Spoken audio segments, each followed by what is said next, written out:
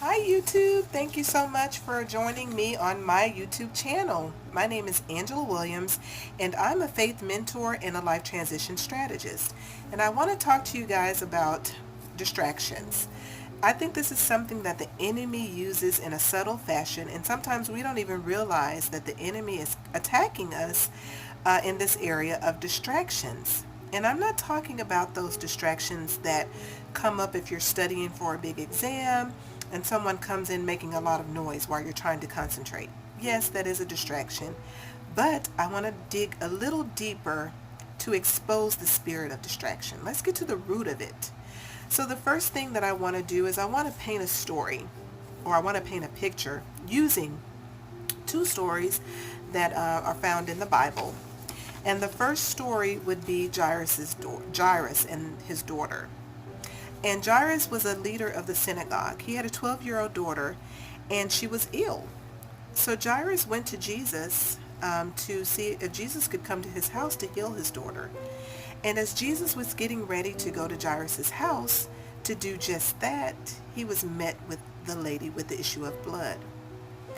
And so once she touched the hem of his garment, he stopped, he addressed it, and then as he was heading to Jairus' house, they were met by someone, a friend of Jairus, I don't know. They were met by this person who came to bear the bad news. Why trouble the master? Your daughter is dead. God then began to minister to Jairus and say, no, keep believing. So as they got to Jairus' house, they had to put family out because they were talking negatively about what they saw. They saw a lifeless body. Everybody was talking about what the symptoms were or what the issue was, and not really speaking faith. So Jesus had to put them out before he can actually perform the miracle to raise her from the dead. He had to tell them, no, she's not dead, she's sleeping. And then the second story that I want to talk about is when Jesus told his disciples, let's get in the boat and go to the other side. As the minute they got in the boat, there was a storm brewing. A storm just came out of nowhere. Water started filling the boat, but Jesus was asleep. And the disciples started to question him and say, Master, why are you sleeping? Don't you see all of this water getting into this boat?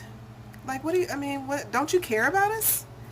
And Jesus had to speak to the storm, and then he had to speak to them and question their faith. Where's your faith? Like, I said we were going to go to the other side, and that's what I meant. I mean what I say.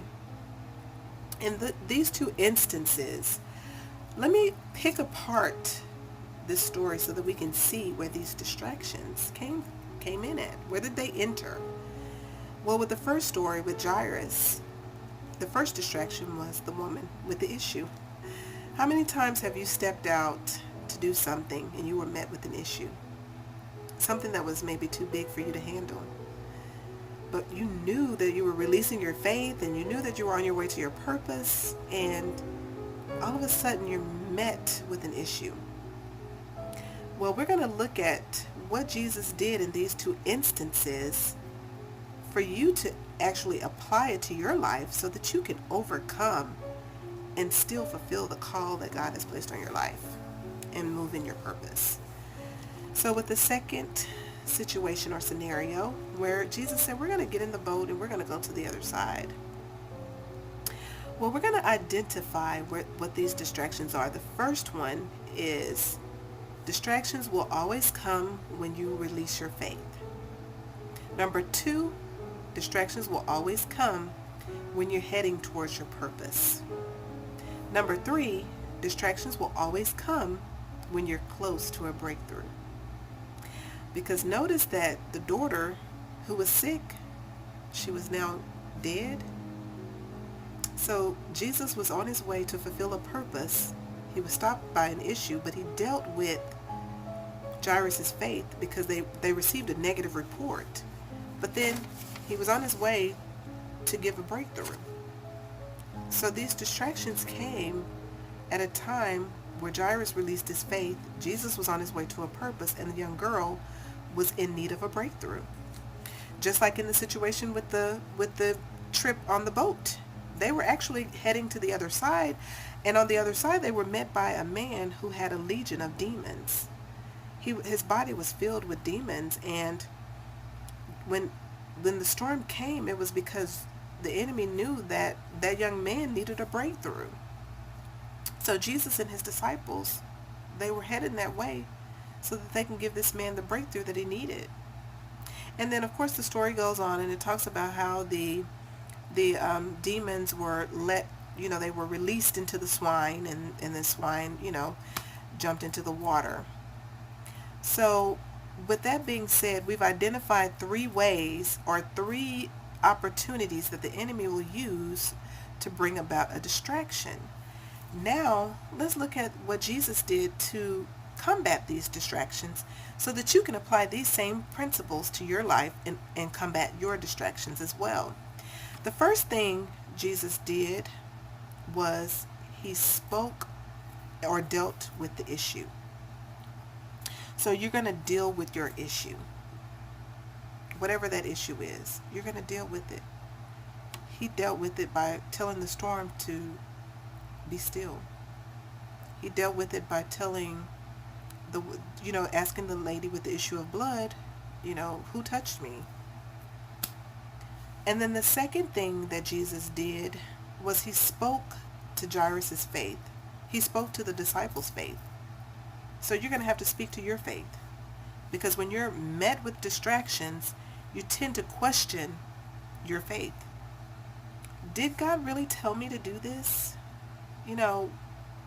Did I miss the mark? Did I not hear him correctly? What's going on in this season? Like what's happening? So you're going to actually speak to your faith. Encourage yourself. Yes, I heard from God. I don't care what it looks like. I'm going to move forward. I know God told me to do this. These distractions are just that. They're distractions. And then the third thing that you're going to do is you're going to check your circle. Check your circle. Who do you have around you? Jesus had to put out the family members because they were speaking death and not life. He had to also check the disciples that hung out with him that should have known that if he spoke a word, he was going to fulfill it. But yet they questioned, Master, why are you sleeping? I'm sleeping because I know who I am in God. I know who I am. I can speak to these storms and have them cease. I gave you that same power, but you're questioning me on who I am. So I hope that I've said something to encourage you, to help you identify when you're being under attack with distractions. Just know that when you step out of your faith, you're going to be met with opposition in the form of a distraction. Just know that when you are fulfilling your purpose, when God has told you to write that book, when God has told you to start that business, you are being met with distractions. And when you are actually on your way or close to a breakthrough, you're going to be met with distractions. Again, my name is Angela Williams. I'm a faith mentor, a life transition strategist. I love to help others. I love to encourage people. I also love to expose the enemy for who he truly is. So I'm going to put some links in my YouTube video. If you've enjoyed what I've had to share, I ask that you would please share, please like, and please subscribe. And you can also comment below. Again, my name is Angela Williams. I look forward to seeing you again on my YouTube channel as I continue to upload more videos to encourage you and build you up in your faith. Bye.